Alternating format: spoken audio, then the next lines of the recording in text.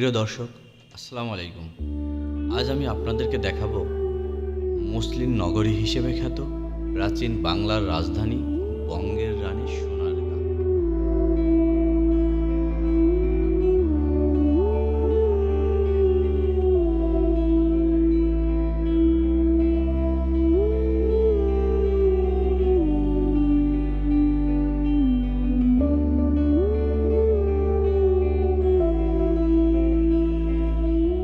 নারায়ণগঞ্জের মুঘল বারোভূঁইয়া ব্রিটিশ আমলে গড়ে ওঠা বিভিন্ন ঐতিহাসিক স্থাপনার মধ্যে পানামনগর মুঘল স্থাপত্যের এক অনন্য নিদর্শন।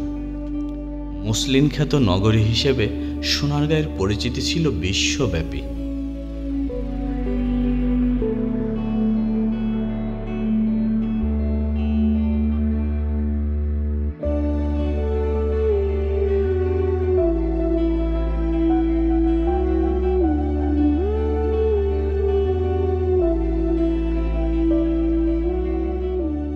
বন্ধুরা, আজ আমি এসেছি এখানে সোনারগাঁয়ের পানামনগরে।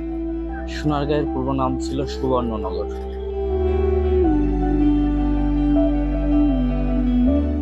এক 1000 বছরের প্রাচীন এই নগরটি হারানো নগর হিসেবে পরিচিতি ছিল। একসময় পৃথিবীর বিস্ময়কর ঐতিহ্যবাহী মসলিন কাপড় হাতে নিয়ে এই রাস্তা দিয়ে চলাফেরা করত তাঁতি এবং বণিকেরা। রাস্তার দুই পাশে দেখতে পাচ্ছেন সুলতানি, মুঘল এবং পরবর্তীতে ব্রিটিশ সভ্যতার স্থাপত্য নিদর্শন সমৃদ্ধ প্রাচীন ভগ্নপ্রায় বিভিন্ন স্থাপনা। প্রশাসনিক এবং ব্যবসা বাণিজ্যের কারণে বিদেশি বণিকেরা এখানে এসে বসবাস করতেন। পানামনগরে এখানে 52টি ভবনের মধ্যে 33 নম্বর ভবন, যেটার নামকরণ করা হয়েছে কাশীনাথ ভবন। কাশীনাথ ভবন হলেও এটি মূলত জমিদার বাড়ি হিসেবে পরিচিত, জমিদার ভবন। এটি নির্মিত হয়েছে 1305 বঙ্গাব্দে। ভবনটির চারিদিকে চীনামাটির টাইলস দিয়ে সূক্ষ্ম কারুকাজ করা হয়েছে।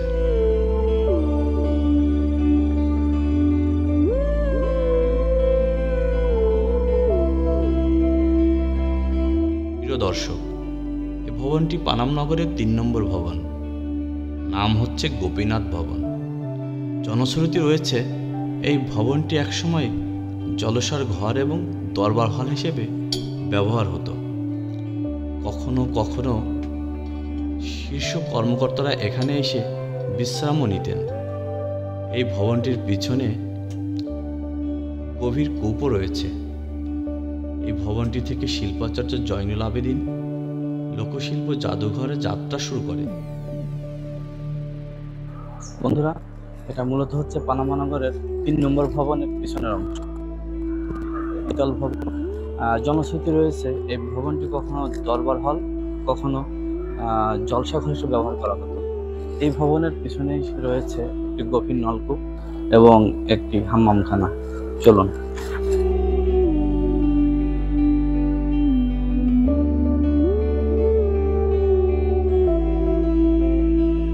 বর্তমান পানামনগরের 52টি বাড়ি কালের সাক্ষী হয়ে টিকে আছে। সড়কের উত্তর পাশে 31টি এবং দক্ষিণ পাশে 21টি বাড়ি রয়েছে।